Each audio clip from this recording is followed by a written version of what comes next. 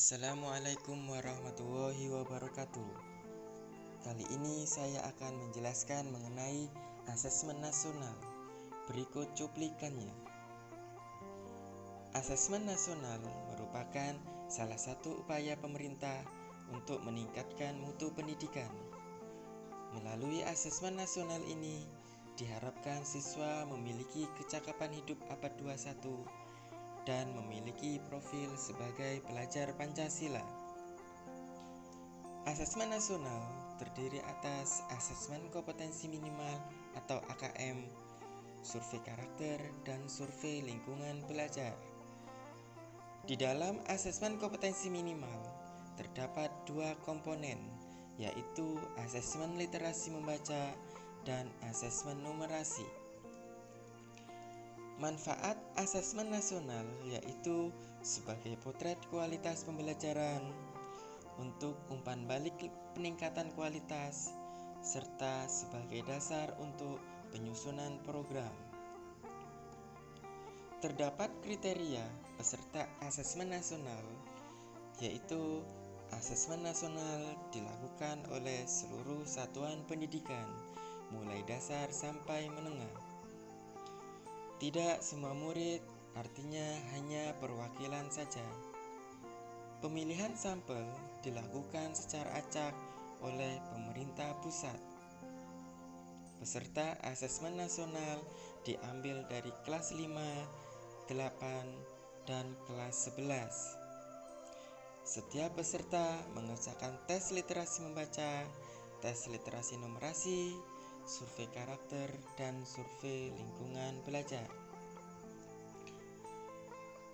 Asesmen nasional dilakukan berbasis komputer dan bersifat adaptif.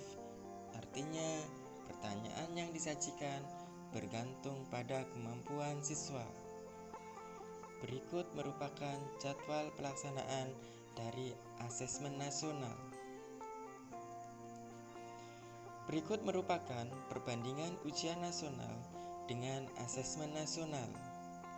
Asesmen nasional bukan merupakan pengganti dari ujian nasional, tetapi tujuan diadakannya asesmen nasional yaitu untuk meningkatkan mutu pendidikan, sedangkan kelulusan siswa ditentukan oleh pihak sekolah.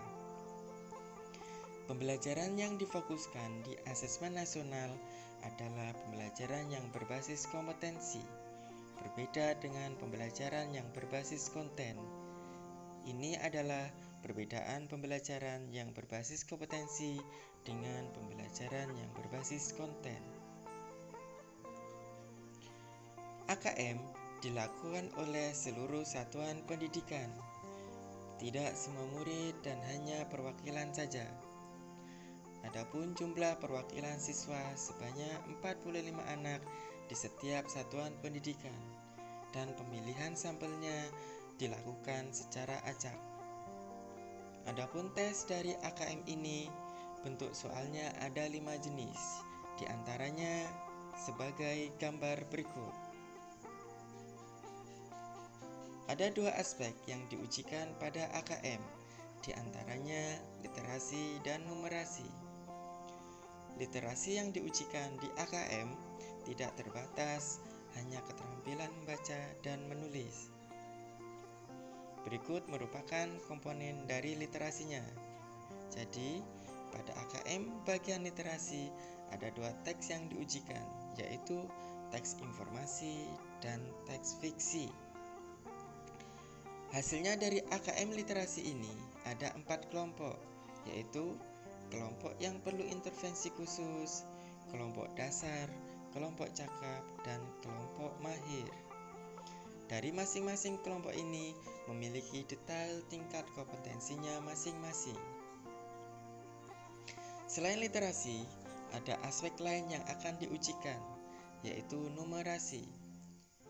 Pada AKM numerasi ini terdiri dari bilangan, pengukuran, dan geometri, ada data dan ketidakpastian, serta aljabar.